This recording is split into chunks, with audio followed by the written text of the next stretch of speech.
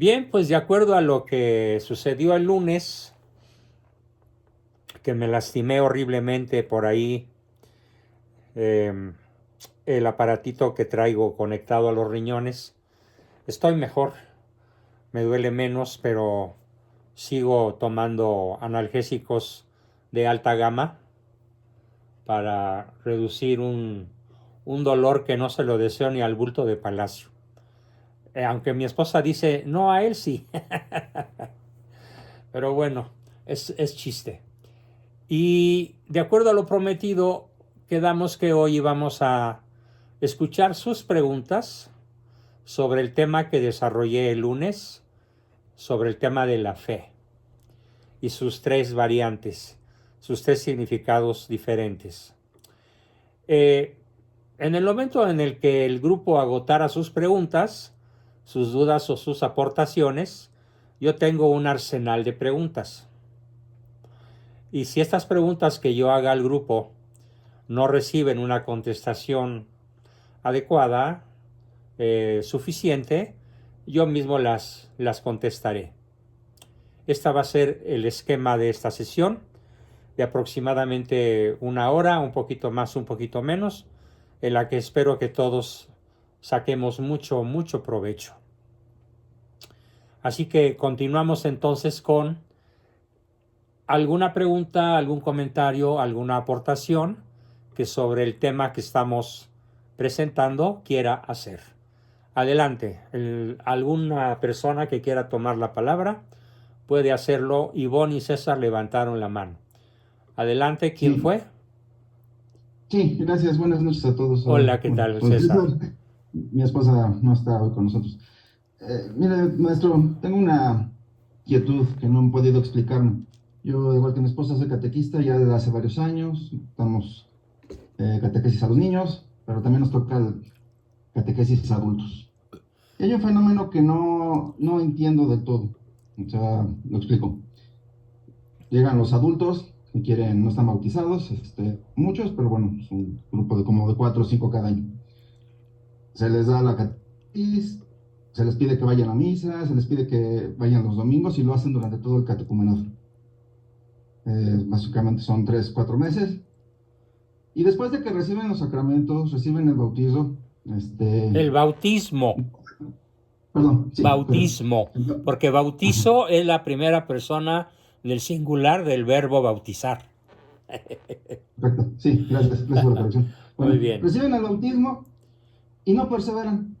Vendrán una o dos misas más y ya no los volvemos a ver. Y lo que yo no entiendo es que, bueno, o sea, obviamente la gracia de Dios los inspiró a ir y los domingos en la tarde, pasar pues momentos, bueno, limitar sus tiempos de ocio, pero ya después que reciben todo y bueno, por el bautismo reciben pues, la gracia santificante y la fe,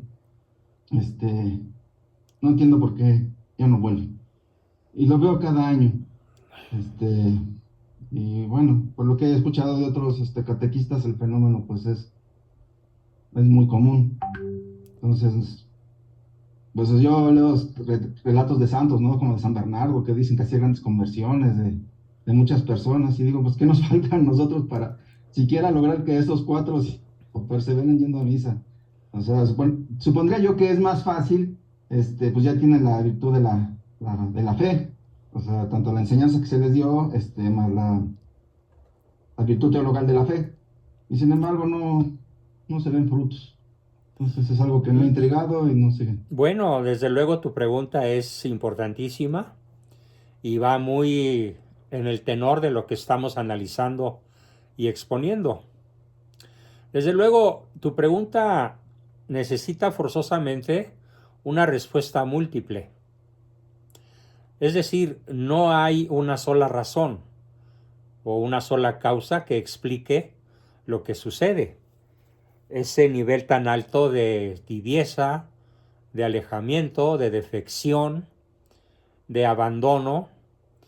Y lo que yo quisiera comentar es que en esta contestación mía multicausal, lo primero que me viene a la cabeza es la respuesta que daría Santo Tomás. Y aquí me refiero al primer tipo de fe. de la cual tuvimos una amplia gama de sesiones. Me refiero a la fe como conocimiento racional.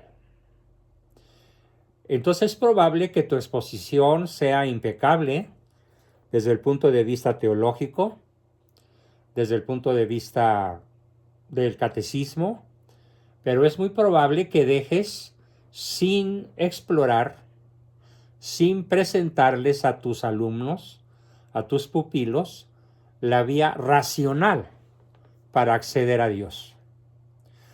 ¿Por qué? Porque recuerda, y esto lo dicen los doctores de la Iglesia, encabezados por Santo Tomás de Aquino, la vía regia para el conocimiento de Dios es la razón humana.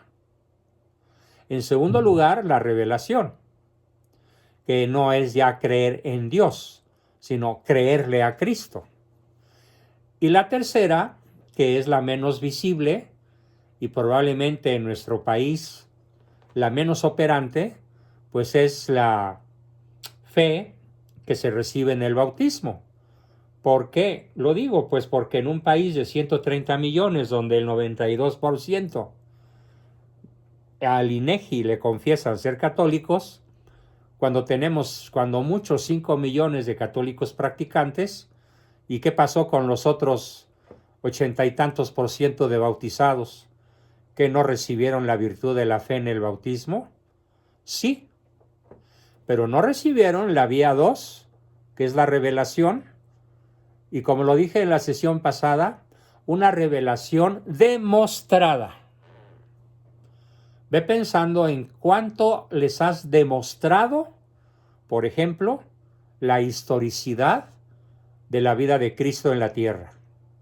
¿Cuánto les has demostrado la historicidad de su resurrección? ¿Y cuánto les has demostrado la vía regia, la vía racional para el conocimiento de Dios? Al menos de su existencia. Entonces, mi respuesta sería triple. México no es un país en donde el razonamiento nos acerque a Dios. Conozco muchísimos buenos catequistas, a ti no te conozco en persona, no podría opinar sobre tu forma de catequizar, pero conozco multitud de personas que catequizan dirigiéndose más a los sentimientos que a la inteligencia, la razón o el entendimiento. Y a la hora en la que yo les digo, a ver, tú catequista, dales pruebas de la resurrección de Cristo. Y me contestan de una manera asombrosamente escandalosa. ¿Qué acaso se puede demostrar que Cristo resucitó? Pues claro que sí, manito, qué atrasado de noticias estás. Esa sería mi réplica a tu pregunta. Me gustaría escuchar sobre este mismo punto la opinión de Ricardo, al que le pido que por favor no se extienda demasiado. Pero, ¿cuál sería tu opinión sobre la pregunta de nuestro compañero que acabo de contestar? Ricardo. Mira, primero, ahora sí que hay varios puntos. El primer punto, si no haces comunidad, si no hay alguna forma de que hagan comunidad, es muy difícil perseverar solos. Entonces, yo te invitaría a que hay varias formas de hacer comunidad y comunidad. Hay muchos de los grupos que salieron después del Vaticano II se esforzaron en generar comunidad. Trata de que generen comunidad. Ese es el primero. El segundo, no me lo tomes a mal, pero ahí esa es pregunta para ti. ¿Cuánto has orado y cuánto te has sacrificado por ellos?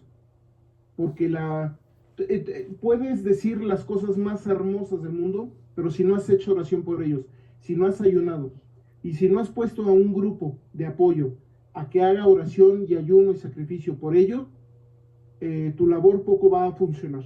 ¿Por qué? Porque, y eso ya lo dijo San Juan Bosco, perdón, de que, no miento, San José María Escrivá de Balaguer, si quieres que una labor misionera funcione, tiene que haber atrás y también por parte de los catequistas, oración, sacrificio y ayuno. El tercer punto, acepto todo lo que dice, que el doctor, de que tiene que haber un alcance racional. Sin embargo, ahorita la gente de este momento, el gran problema es que no ha tenido un encuentro con Jesús. Hay formas, tienes que irlos preparando, ahora sí que a un choque, a un enfrentamiento que los lleve a un encuentro con Jesús. Pregúntame por ahí, soy Ricardo RMA, en los chats de WhatsApp. Déjame ver qué es lo que te encuentro, pero tienes que buscar que se encuentren con Cristo, porque si no, si nada más es algo etéreo, ahorita las personas de este mundo, antes de hace 40 años, la gente con que le demostraras algo racionalmente, lo aceptaba y lo vivía. Ahorita la gente, después de hace 20, 30 años, necesita ser muy emocional, y si no siente el amor, no lo sigue, no importa la razón.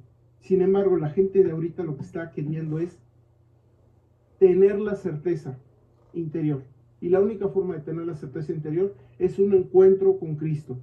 Pero a ver, Ricardo, perdón que te interrumpa ahí. Cuando tú dices encuentro con Cristo, ¿a qué te refieres de modo concreto, específico y tangible? Que sientan el amor de Dios. No, pero eso es la tesis protestante. No. El protestante tiene una fe sentimental. El católico exige la demostración. Lo dije la vez pasada que no estuviste, Richard. El católico exige contundentes demostraciones. Por ejemplo, de la historicidad de Cristo, de sus milagros y de su resurrección. Cuando la fe es sentimiento, y te lo digo como psicólogo, y te lo digo como psicoterapeuta, cuando la fe es más sentimental que racional, desaparece o sube y baja. Y tiene sus crisis y tiene sus noches oscuras del alma. Y lo dije claro, no estoy hablando de sentimiento.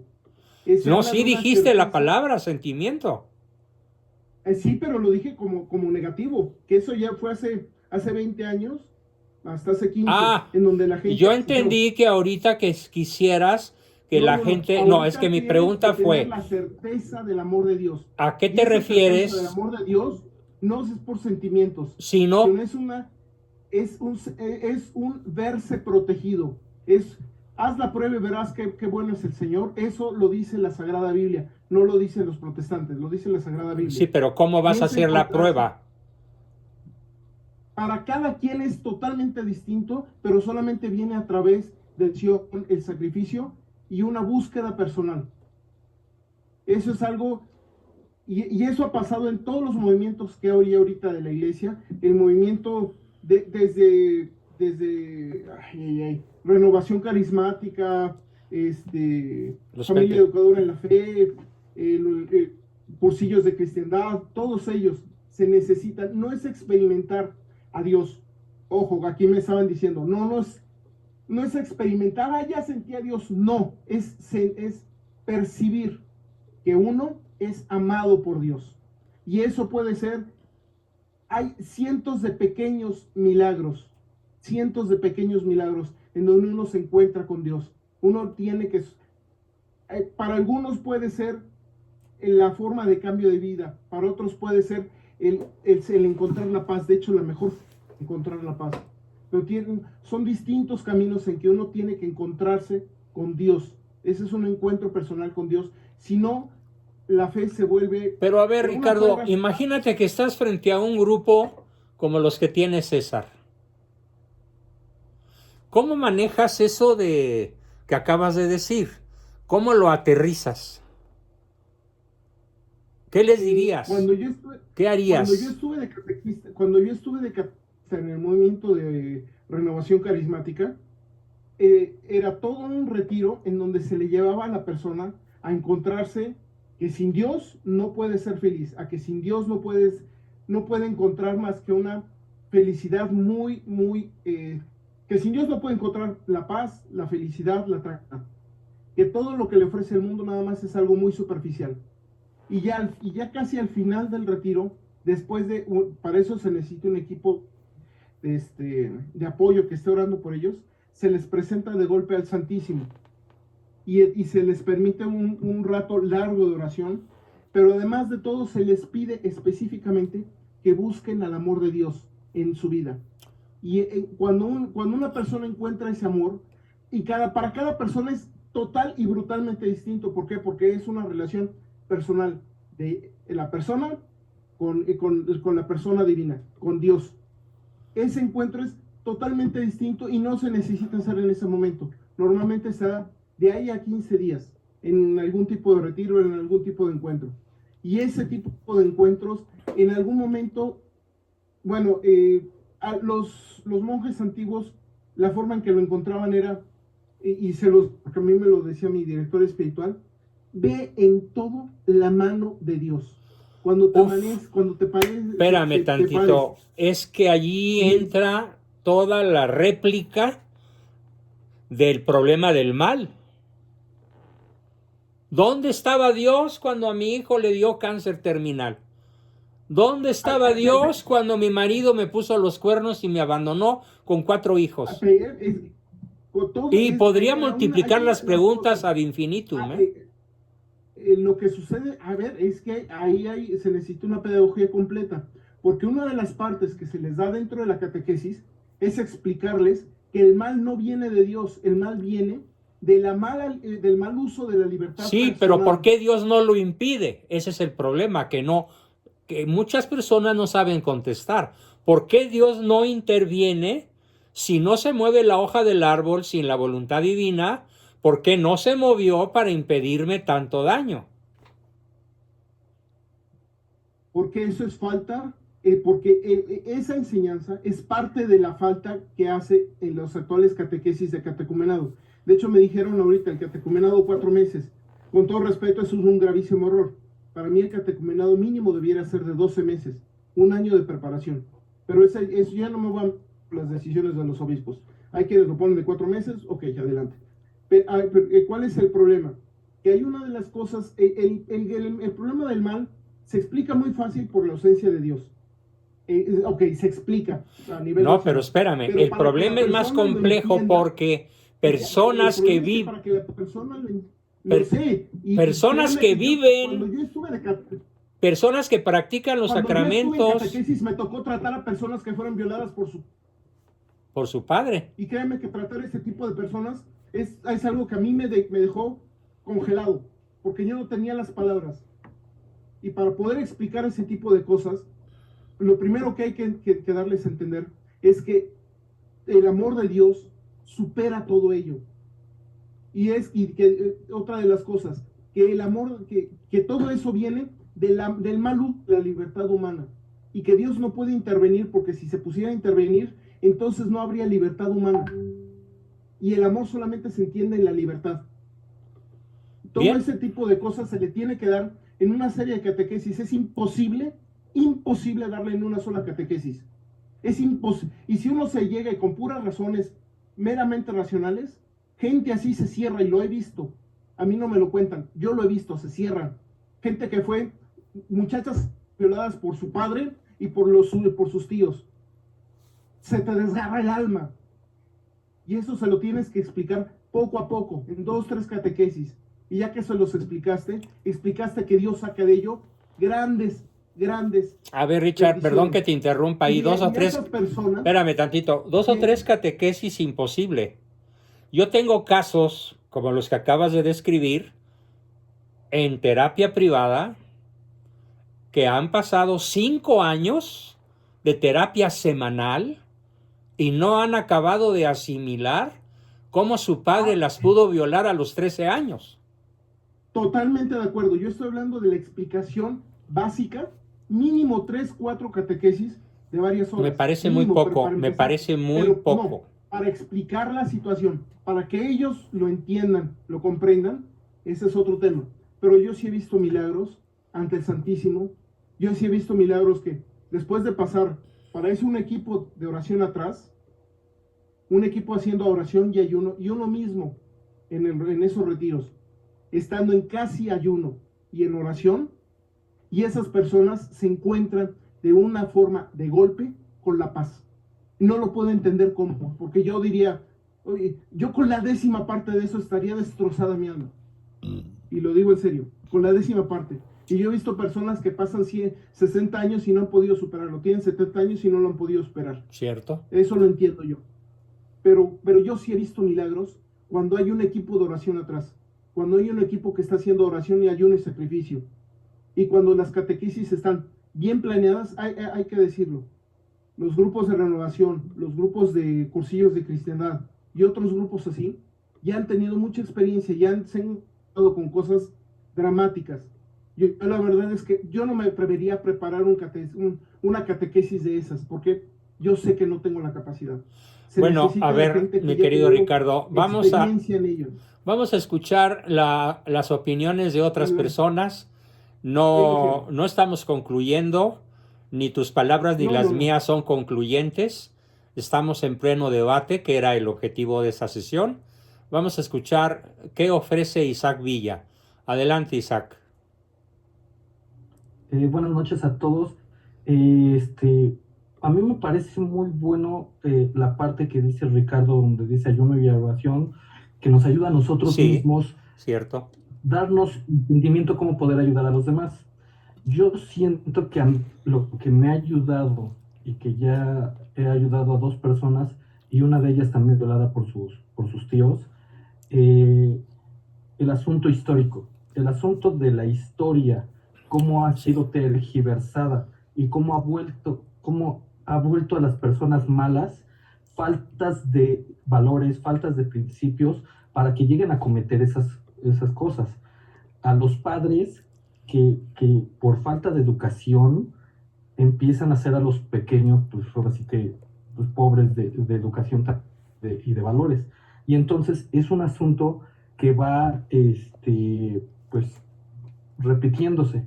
Eso a mí me ha resultado bueno porque la historia, ellos, estas 2 personas, ya lo han entendido así y ya no han rechazado la religión como educación. Y eso es algo que siento que en las catequesis deberían de ser. Apenas hablé con una señora testiga de Jehová y me dijo que si le regalaba unos minutos y le dije que sí. Y entonces, cuando ya estábamos platicando, le dije, es que lo que ustedes hacen es muy bueno, nada más que deberían de complementarlo con la historia. No les gustó esa parte de la historia y de dónde viene todo lo que ellos están, ¿no? Pero al fin y al cabo, ellos están siendo rechazados. Con todo y que a mí no me gusta el rollo de los testigos de Jehová mucho, pero pues ellos traen la intención, tocan la puerta, pero son rechazados. Y son rechazados porque, pues ahora sí que nuestra educación ha sido tergiversada desde Benito Juárez, ¿no? Desde mucho. Yo creo que ese asunto, para finalizar, es muy importante que todos los catequistas empiecen a meter un poco de historia, que es algo real, que es algo tangible. Pero Y no en un poco, no un momento, poco, pues, entendemos. no un poco. Se requiere Es una muchísimo. formalidad histórica. Mira, lo dije la Pues, vez pasada y lo hicimos repito. El católico en ciernes o el católico ya católico de verdad es una persona que se distingue por su exigencia probatoria. Compruébame esto. Compruébame que el universo tuvo comienzo. Compruébame que se necesitó un creador. Compruébame la historicidad de Cristo. Compruébame que resucitó. Si no entramos en el terreno de la crítica, entonces difícilmente vamos a lograr conversiones. Y difícilmente vamos a lograr, por lo que César preguntaba, que es ¿por qué no perseveran? No perseveran porque carecen de la base fundamental. Bueno, de las 2 bases más fundamentales, que son la vía racional óptima, según Santo Tomás, para el conocimiento de Dios, y la vía de la revelación comprobada. Porque la revelación se define como la inserción de Dios en la historia humana. Ahora compruébala. Esa es la labor del catequista verdadero. Pero agradezco mucho tu participación, Isaac, muy valiosa. Tenemos a Rosalena Mancilla y Marilú. Adelante, Rosa. Bueno, de algo de lo que platicaba Ricardo acerca de cuando una persona es violada, eh, yo tengo entendido que muchas veces, aquí pues habla de que el padre ha violado a hija o al hijo, X, pero también, aunque no sea exactamente el padre, de momento, en el momento que están sufriendo ellos, pues eso culpan al padre o a la madre, porque dicen, ¿y dónde estás? Porque me defiendas, ¿verdad? Porque conocidos muy cercanos, eso es lo que me decían. ¿Y dónde estás? Como diciendo a la persona, ¿dónde estabas para que me vinieras a defender? Pero si cuando estaban estos niños, no decían la verdad o no le decían exactamente la verdad a la madre, pues entonces, ¿cómo? Por miedo, ¿Cómo lo vas a por proteger? miedo, Sí, por miedo, amenazados. claro. Sí, cierto, amenazan. ¿Verdad?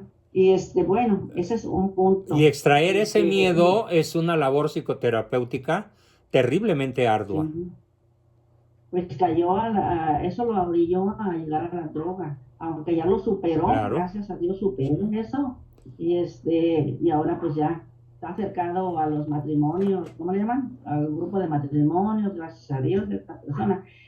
Y acá con lo que hablaba Isaac, de los testigos de Jehová, es porque ellos no creen en la divinidad de Cristo, no creen en la Santísima Trinidad, Ni en la ¿verdad? Virgen. Entonces, exacto, no es porque los rechacemos. Como dice el padre Luis Toro, ¿para qué les abres la puerta? Yo sé que vienen, yo los saludo, y sí, cuando hace tiempos, hace años, los saludaba, les daba la atención, un vasito de agua, una frutita. Pero como dice, ¿a qué? Ni los voy a convencer, ni me van a convencer, Claro. nunca. Yo estoy bien cimentada en mi fe, y como dijo Pedro, como piedra, de ahí no me mueven, ¿verdad? Pues por los cimientos exactamente que a nuestros padres nos dieron. Y en una de las cosas que dijo Ricardo, hay que tener ese encuentro con Dios para vida, de conocerlo, de tener esa vivencia. De lo contrario, pues cuando nos vamos a acercar, si no tenemos ese encuentro con Dios vivo y verdadero, y más en la Eucaristía. Yo he tenido experiencias de cuando estoy en el Santísimo, me pasó en 2 ocasiones. Estoy en el Santísimo, estábamos orando y el Padre estaba rezando el Salmo 50 y dijo, de un versículo de los que estén a ustedes ahí, tómenlo para ustedes mismos. Bueno, esto creo que me queda a mí y ahí estoy. Cuando acordé yo nomás oí que dijeron, Rosa, me caí, me dio un descanso. Yo sin saber, sin sentir. Después en otra ocasión, estando en la catedral en un domingo, fui a recibir a Cristo.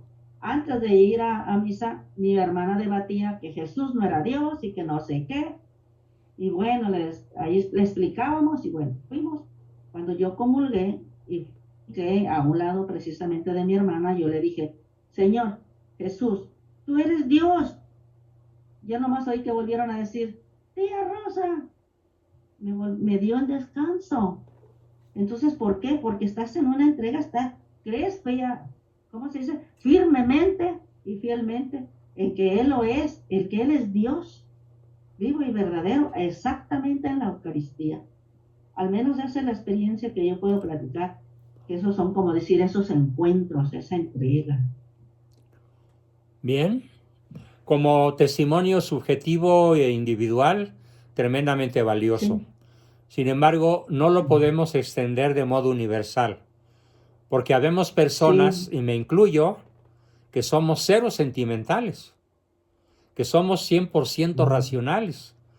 Entonces a mí me entró Dios a los 6 años por la razón, por la inteligencia, por el conocimiento. Y si algún mérito Sí. tengo, ya me juzgará Dios, es el haber procurado adoptar mi vida a lo que descubrí vía racional, que es la segunda definición de la fe. ¿Sí? Adoptar el modo de vida a aquello a lo cual se conoce. ¿Sí? que es la fe existencial o la fe vivida. Pero acerca de tu aportación sobre el enorme valor de la Eucaristía, me espero un ratito para darles alguna aportación que considero muy interesante sobre ese punto. Gracias, Marilú. Marilú fue la que habló, ¿verdad? Sí. Gracias, maestro. Sigue María Teresa. Adelante, Tere. Buenas noches, doctor. Hola. Congeló la imagen. Acerca de lo que dice usted de la formación de las catequesis, sí es muy importante, doctor, porque yo estoy apenas empezando y yo siento que todavía me falta mucha preparación. Y lo que me he dado cuenta de los padres hacia los niños, que no tienen ese compromiso, doctor. Llevan a los niños a Guadalajara, la catequesis para los niños de preparación son pues desde el libro 1 hasta el libro 9, que empiezan desde los 4 años. Entonces, que en el primer el libro 1, 2 y 3 se ve a lo que es Dios Padre, en el libro 3, 4, 5 y 6 se ve a Jesús, en el libro 7, 8 y 9 se ve al Espíritu Santo. Y muchas mamás cuando van a inscribir a sus hijos y dicen, oiga, ¿cuántos años son para la primera comunión? Y ya les dice uno, no, pues tal año, tanto tiempo, ¿verdad? Y dicen, uy, no, puede ser más poquito. Y decimos, pues, ¿cómo va a ser más poquito? Quieren reducirlo, doctor, no quieren que sus niños estén preparados. Y cuando me ha tocado también a mí los niños que yo les doy el libro 4, muchas mamás no se toman el compromiso, la responsabilidad en serio, porque haga de cuenta, quieren que en una hora que tenemos de preparación con los niños, muchas faltan mucho y dicen, pues es que mi hijo tuvo fútbol, pues es que la tuve que llevar a una actividad. Y así se van. Y quieren que todo sea bien fácil, doctor. Nada más les interesa el papel, nada más les interesa el día de la fiesta, la pachanga y todo, pero no es una formación. A mí me falta mucho todavía, doctor, pero también veo mucha falta de compromiso de los papás hacia los niños. Y así como dice usted, es muy importante que uno esté preparado, porque hay de los niños del libro 8, 9, hacen cada pregunta. A mí todavía no me ha tocado, pero he oído a mis compañeras catequistas que luego no saben ni qué responderles. Claro. Y entonces es cuando también pierden el interés. Eso sí me gustaría, es un buen tema muy extenso y todo eso, doctor, porque entonces ¿a dónde van esos niños que uno está formando? Y el compromiso de los padres hacia ellos. Y luego faltan mucho a misa, les damos un tarjetón para que vayan los domingos a misa, el lunes rosario a las 7 y jueves hora santa, que es media hora, pero faltan muchos, doctor. Y eso aquí en Guadalajara. Allá en la Ciudad de México no sé cómo esté la preparación para los niños, pero es muy poquito tiempo. Bien. Aquí son 6 años. Sí, son 6 años aquí en Guadalajara. Y a mí se me hace bien porque, pues, ¿cómo se llama? Pero es una hora que nos dan para los niños, cuando debe de ser las 2 horas.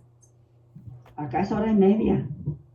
Sí, no, aquí nosotros en Tlajomulco es 1 hora y no se puede hacer nada, porque hacemos oración, hacemos canto y todo eso, y ya para el tema es muy extenso y tiene muchas citas bíblicas para los niños y todo, pero ya es ahí compromiso también de los papás que nos ayuden a nosotras también, porque el tiempo es poco. Ahí, ¿qué hacemos, doctor? Porque bien. Usted lo acaba de decir, ¿verdad? Sí. Esa es mi aportación, doctor. Magnífico. Muchas gracias. Gracias a ti. Y tenemos a nuestro invitado de hoy que está por primera vez con nosotros. Adelante, Francisco Vega. ¿Qué nos quieres preguntar o aportar? Buenas noches, doctor. Pues yo lo que quería aportar es en relación a la pregunta, ¿no?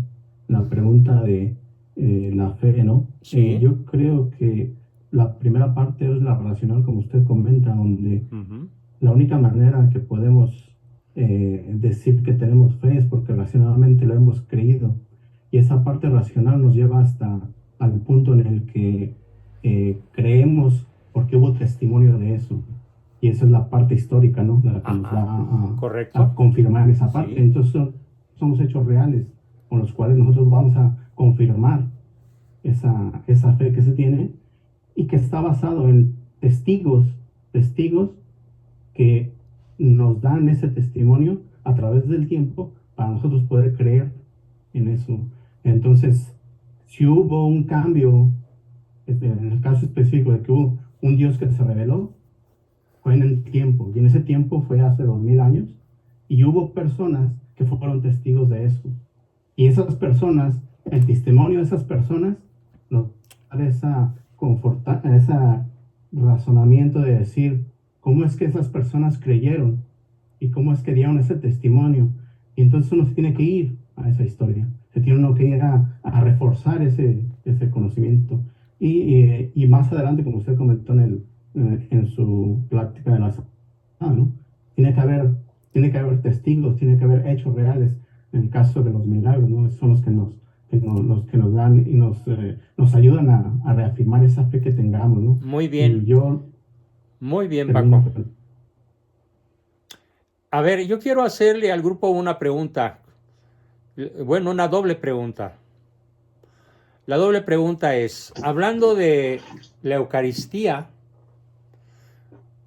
¿cuál podría ser para el racionalista y escéptico y computarizado y tecnologizado hombre posmoderno, cuál podría ser uno de los argumentos, o tal vez el argumento más contundente a favor de la Sagrada Eucaristía?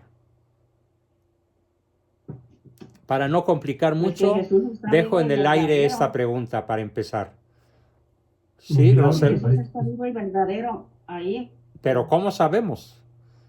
O sea, ¿cómo le llegamos al hombre posmoderno con la autenticidad de la Eucaristía? Por lo que dijo Castañón, científico, de que cómo han descubierto que en la Eucaristía los milagros eucarísticos. Muy bien, Roselena. La prueba contundente por excelencia está constituida por la demostración lógica, histórica, racional, palpable de los milagros eucarísticos, de los cuales yo fui testigo presencial en dos, en mi visita a Italia. Uno de ellos lo recuerdo muy bien, el milagro del anciano, ¿sí? Al que mi esposa y yo fuimos pues con gran ilusión de ver el milagro, y es formidable, es maravilloso, incluso ver cómo personas que entraron con una actitud absolutamente escéptica salieron con el semblante demudado y con la mente cambiada. Y maestro, con los años que tiene esa Eucaristía ahí latente. Sí, pero hay otra prueba todavía más contundente, o tal vez tan contundente como la de los milagros eucarísticos, y es hablando de la historicidad. ¿Alguien me podría decir cómo se demuestra la historicidad del mensaje recibido por los evangelistas, por Lucas, Mateo, Marcos y San Juan? Y por los apóstoles, incluyendo a Pedro y sus debilidades. ¿Cuál es la demostración más palpable, más a nuestro alcance, de que en efecto ellos dijeron la verdad? Pues tú lo has explicado, porque hubo historiadores romanos que lo tienen también apuntado en la historia. Sí, pero hay una todavía más poderosa, Anita. Es cierto que los historiadores griegos, judíos y romanos que hablan de Cristo son una prueba que se llama prueba histórica interna. Pero hay una prueba histórica externa. ¿Cuál podría ser? Pues, ¿será la que dijo Pedro? Señor, ¿a quién iremos? Solo tú tienes palabras de vida eterna. Tú eres el camino, la verdad y la vida. ¿Cómo sabemos que Pedro dijo eso? Porque está en su carta de Pedro. ¿Cómo sabemos de la autenticidad de la carta de Pedro? Por la Biblia en el Nuevo Testamento. Sí, no, sí. no. Porque todavía está la iglesia. A ver, por ahí va la cosa. ¿Quién Porque dijo? Todavía está la iglesia hasta ahorita. Muy bien, Leti. Tocaste con tu respuesta. Estás, como decíamos de niños al jugar a las escondidas, Caliente, caliente. Tibio, tibio. Síguete por esa línea. Si hablas de la iglesia, con el tema que estamos debatiendo, ¿cuál sería la mejor prueba de la veracidad del contenido de los evangelios? Pues que los escritores de cada evangelio realmente existieron. Está comprobado históricamente que fueron personas de carne y hueso que existieron. Por la sucesión del Papa. A ver, eso me gustó mucho Sí, por la sucesión de los papas. Porque fíjense muy bien, ya esa fue la respuesta correcta. Él dijo, amen a tu iglesia, la ama a su esposo. Porque en 2000 años de historia, nunca un papa ha sido opuesto a su anterior, aun cuando no lo haya conocido. Es decir, lo que enseñó San Pedro se ha enseñado hasta la fecha sin interrupciones, con desgajamientos que son los herejes, como los luteranos, los calvinistas, los puritanos, etc. Pero esos son desgajamientos de la rama principal. Y la rama principal, que es la Iglesia Católica, una Santa Católica Apostólica, ha permanecido incólume en el depósito de la fe, con 0 contradicciones entre un papa y otro, a pesar de que no hayan coincidido al grado de conocerse, porque el papa muerto no conoce a su sucesor y el papa recién nombrado sigue con las enseñanzas del anterior con 0 contradicciones. Sí, enriqueciendo el depósito de la fe, pero nunca contradiciéndolo, ni siquiera en cuestiones que podrían ser debatibles.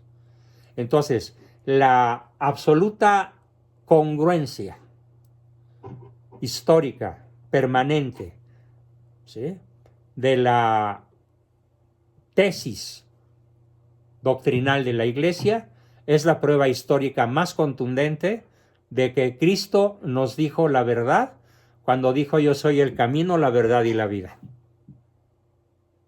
Pero bien, todavía tenemos manos levantadas que pueden aportar mucho. Carla Vargas, por ejemplo. Adelante, Carlita. Hola, doctor.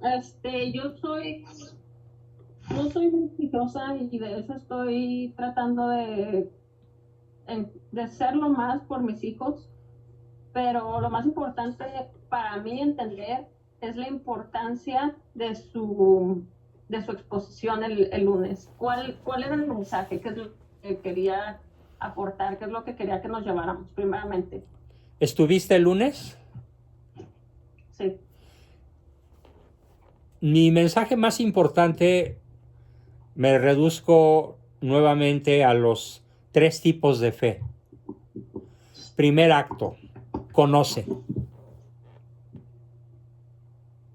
Porque si conoces, aunque no haya mérito en conocer, excepto el esfuerzo meritorio que hagas por hacerlo, pero el conocer no te da méritos para alcanzar la vida eterna. Okay. Pero el primer paso, mi mensaje fue: conoce. Es más, usa el entendimiento para conocer. El depósito de la filosofía y la teología con relación a la divinidad. Conoce, entiende. Dice a una frase, con una frase lo digo todo. Inteligo ut credo.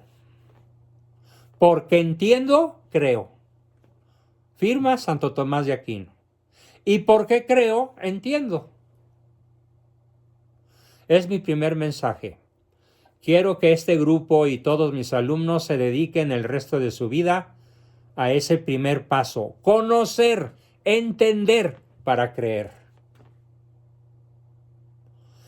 El protestante no busca entender. El protestante busca sentir. Y por eso hay 500,000 de sectas diferentes. Y cada una alega ser la verdadera Iglesia de Cristo. ¿Por qué? Porque se basan en emociones momentáneas, se basan en sentimientos, se basan en mitos, se basan en creencias subjetivas. El católico no. ¿Sí? ¿O tú crees que las matemáticas, por ejemplo, o la física, o la química, son materias opinables? O sea, ¿yo puedo opinar que el agua no es H2O? Claro que no. Pues tampoco se puede opinar en filosofía, porque lo que es. Tampoco se puede opinar en teología, porque es revelación divina.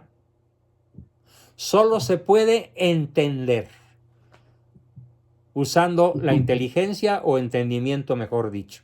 Sería mi primer mensaje. Entiendan para creer. Segundo, la segunda definición de fe. Hay que adecuar nuestra vida a lo que hemos entendido. Allí sí está el mérito para la salvación. En adecuar la vida práctica, cotidiana, a hacer las obras que nos van a llevar a la vida eterna. Porque la fe sin obras es vana.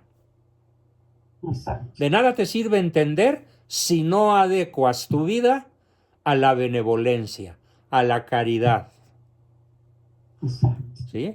Dice San Pablo muy claramente. ¿Sí? Déjenme buscar el párrafo. ¿Basta la fe? Y les leo lo que dice el Catecismo de la Iglesia Católica. Si San Pablo dice en Romanos 3:28 que el hombre se justifica por la fe y no por el cumplimiento de la ley, ¿por qué los católicos ignoran este texto? Respuesta. Los católicos no ignoramos este texto, sino que lo entendemos correctamente. Porque San Pablo se refiere a la ley de Moisés, que los fariseos exageraban con multitud de preceptos obsesivo-compulsivos. Pero el mismo San Pablo dice en Gálatas 5:6 que además de la fe hace falta la caridad. El mensaje de San Pablo en el texto que usted me cita es lo que nos salva. No es el cumplimiento de la ley mosaica, sino la fe en Jesucristo traducida en obras. La fe en Jesucristo se manifiesta guardando sus mandamientos. Por eso dice él en Mateo 7:21 que para salvarse hay que cumplir la voluntad de Dios. Sí es. Por ejemplo, yo También dejé el numeral del Catecismo de la Iglesia Católica. hace muchos meses, yo les ruego por favor que para participar levanten la mano. Hace mucho tiempo, concretamente 3 años y medio, me dio esta enfermedad que me sigue torturando, que es la secuela de la neuritis postherpética. Y después de un tiempo, decidí dejarle de pedir a Dios por mi salud. Y dije, pues me abandono, Señor. Y dedico este dolor, que a veces es mortífero, a lo que tú quieras dedicarlo. Por el bien de un desconocido, por la salvación de alguno de mis hijos, por el bien de mi país, por lo que tú quieras. ¿Por qué? Porque si mi fe en Jesucristo no es una fe práctica, entonces dice San Pablo, no estás practicando el bien. Y los condenados lo son por no haber hecho obras buenas, por no haber hecho sacrificios, por no haber hecho penitencia. Por eso Santiago afirma que la fe sin obras está muerta. Y el refranero español lo dice con sabiduría. Obras son amores y no buenas razones. Es decir, con mis obras demuestro mi fe y mi amor a Jesucristo. Sería el segundo mensaje. Actúa. Primero, entiende. Segundo, actúa de modo benevolente. Y tercero, si fuiste bautizada, pues aprovecha la gracia santificante que te fue dada en el bautismo como un don gratuito sobrenatural. Pero el mero hecho de que estés bautizada no te salva, sino la fe traducida en obras. En resumen, ese fue mi mensaje de la sesión pasada, Carla Vargas, ¿correcto? Y ahora, para poder hacer que mis hijos estén puestos en la fe y tengan buenos cimientos y con eso combatan la crisis que estamos viviendo en el mundo. La historia, saber de la historia o de la Biblia o de dónde viene Jesús, de todos los mandamientos, las bases, las normas. La historia te crea fundamentos, te crea bases, Sí. y eso te da la razón, Sí. porque está diciendo usted que La fe entra la por la realidad, inteligencia, por el exacto, entendimiento. Sí. Es su ruta de acceso principal. Ujú. Pero hay una cosa que me gustó mucho que escribió Ricardo, y esto se refiere a ti como mamá.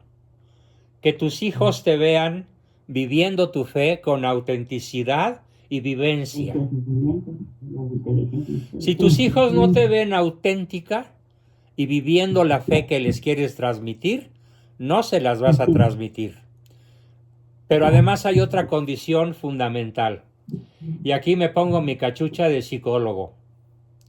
Si tus hijos no ven en ti un modelo de amor incondicional, caricias, tiempo y reconocimiento incondicionales, difícilmente podrás transmitirles una fe viva. Porque para todo fin práctico, el rostro de Dios está formado por los padres, en primera instancia para nuestros hijos. Y si Dios es amor incondicional, con mayor razón debemos de serlo nosotros, para que comprendan de modo vivencial que si no vivimos la incondicionalidad afectiva, recuerden, nunca retires el afecto cuando tu hijo se porta mal, porque si él supiera psicología te diría, mami, quiéreme más cuando peor me porto, porque es cuando más te necesito. Probablemente esta sería mi respuesta más poderosa. ¿Sí? Sé incondicional para que puedas convencer a tus hijos. ¿Por qué? Porque solitos van a ir detrás de ti, tendrás seguidores. No subordinados, asustados ni temerosos. ¿Sí? Te van a querer seguir si eres incondicional y si eres auténtica, como lo escribió Ricardo en su aportación escrita en el chat. ¿Ok? Bien. Maestro, ¿puedo darle algo a Ana? Sí, Roselena, pero enciende tu manita. Ah. No, la mano. Ve, mira, observa cómo la tiene Carla. Es una manita amarilla levantada. ¿Cómo la tiene Ricardo? La manita levantada, porque si no, pues no soy adivino. Nada más es una palabra. A ver. Yo le recomendaría el Catecismo de la Iglesia Católica para que lo estudiara Ana. Bueno, esa recomendación para todos. Para todos. ¿Sí? Es como el que ha querido aprender castellano y no ha leído el Quijote. Pues no sabe castellano. ¿Sí? Sí. Entonces, si eres católico y no has leído, ahora sí que el manual de juego de tu iglesia, pues no te puedes llamar católico, porque entonces desconoces lo esencial. Bien. Tenemos a Pati. Adelante, Pati. Ricardo ya había participado, te dejo al final. Pati. Doctor, yo creo que usted tiene una fe adulta. Gracias por tu piropo, pero ¿por qué me lo dices? Sí, porque, bueno, yo pienso que usted ya lo empezó a canalizar su dolor que tuvo para de alguna manera ofrecerlo por lo que usted por quien Dios quiera, ¿sí?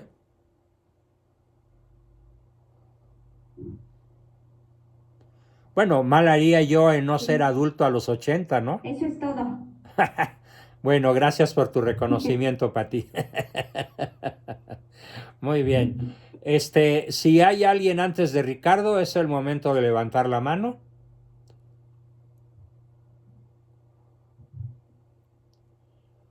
Bien, Ricardo, adelante. Ah, tenemos a Marilú. Adelante, Marilu. Y luego Andrea.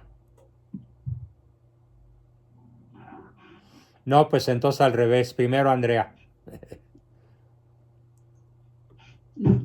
Buenas noches, profesor. Hola, Andreita. Yo dos cositas.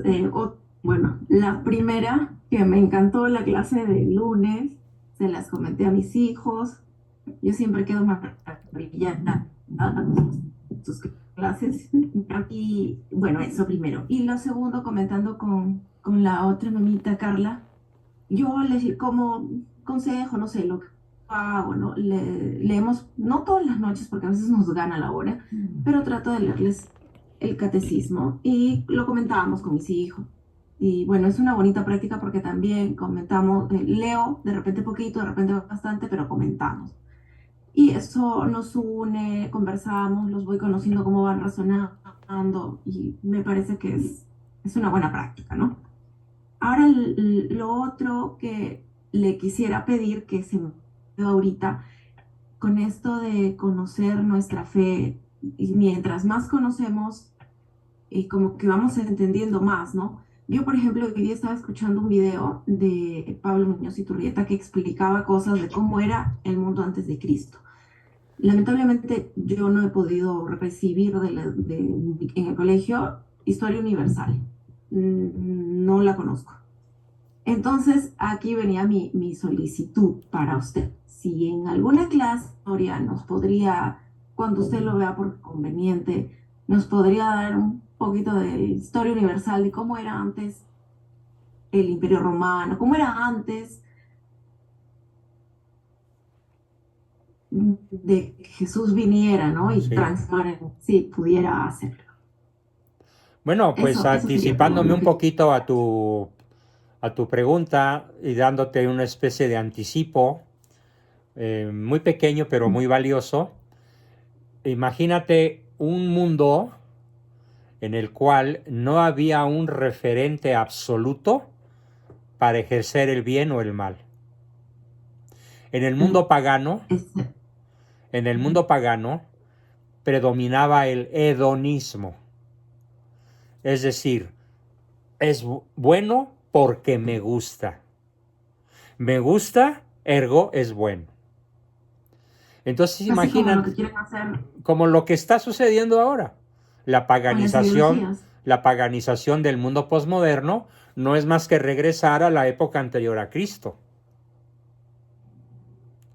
De no haber sido por la filosofía griega, el mundo hubiera sido absolutamente relativista, absolutamente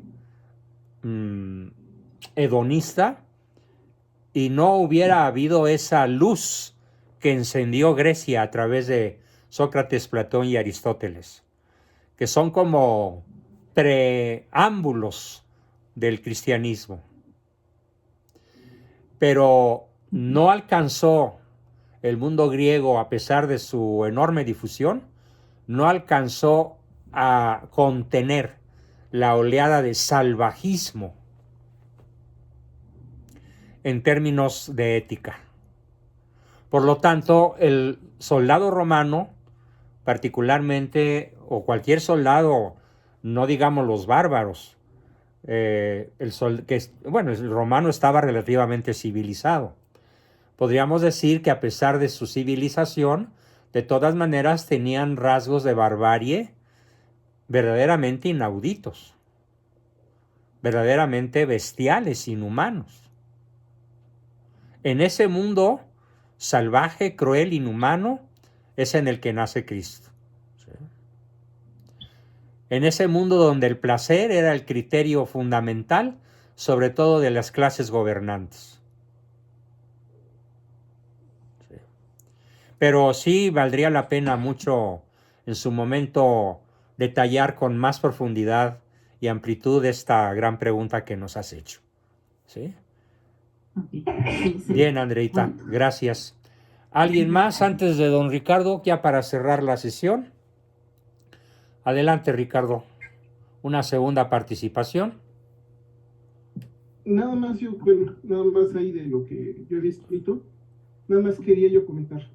el cristianismo siempre creció por atracción. ¿Y qué es esa atracción? Ver en otros, en los cristianos, una vivencia de fe, una vivencia de fe auténtica. Eso atrae a la gente. Eso siempre ha sido, y eso no lo digo yo, eso lo dice pues San Francisco de Asís, lo dicen los últimos 3 papas, lo dice San Antonio Abad, lo dicen prácticamente todos los santos. Segundo, ya que está la vivencia de fe, tiene que venir la conversión como tal, y esa conversión siempre ha provenido del sacrificio personal y de otros por los que se van a convertir. Si no hemos hecho ese tipo de oración, no puede ser. Tercero, aun cuando la explicación racional y el camino racional hacia la fe es la gran vía, es la vía regia, no solamente no es suficiente, tiene que venir también la experiencia permanente. Sí, era lo que decía, la vivencia práctica. La vivencia práctica. Entonces, para los que, yo ahorita sí no soy catequista, lo reconozco, fui, pero ahorita no participo en esas actividades. Para ello, insisto, es indispensable tener un grupo de oración atrás. Es indispensable que haya un grupo de oración atrás que esté haciendo sacrificio, oración y ayuno por esas personas. Y uno mismo, el que se atreva a pararse de catequista, tiene que tener por lo menos un mínimo de autenticidad y de vivencia. Si uno no lo vive, va a fracasar. Y de verdad que no se los deseo. Entonces, ahí yo ya puse algunos textos. Esto lo voy a copiar en el chat. Voy a expandirlo en algunos otros artículos. Insisto, no estoy en combate con la posición del doctor Juan Bosco. Simplemente estoy completando algo que siento que falta. ¿De acuerdo? Ese es mi único punto. Cierto. Lo que pasa es que en mi exposición del lunes pasado estuvo implícito, pero no estuviste. O sea, no lo hice así como con bombo y platillo, pero lo que acabas de decir no lo pasé por alto, ¿eh? Es más, si ves el video te vas a dar cuenta. Y ya está en todos los grupos el video. A ver, es muy buena esta aportación. El sentimentalismo, el emocionalismo es algo que viene de afuera. Y la paz interior viene del interior. Y el sentimiento, cuando deja de haber el efecto externo, se muere. Correcto. La paz interior, si uno cuida la vida de gracia, no muere. Muy bueno, Ricardo. Magnífica aportación. Bien, pues mis queridos amigos, por hoy sería todo. Me sigo recuperando. Logré estar 17 minutos más con ustedes que el lunes pasado. Espero que el viernes me sienta yo mucho mejor que hoy. Los espero a todos en la sesión del viernes para seguir profundizando en temas por demás desconocidos. En este caso, con relación, como siempre, a los viernes, a la otra historia, a la verdadera historia. Pues muchísimas gracias a todos. Muy buenas noches. Dios los bendiga y espero escuchar su despedida. Muy buenas a todos, muchísimas gracias. Dios los bendiga. Hasta el viernes. Buenas noches, doctor. Y Dios le conceda salud. Gracias, adiós. Recording stopped.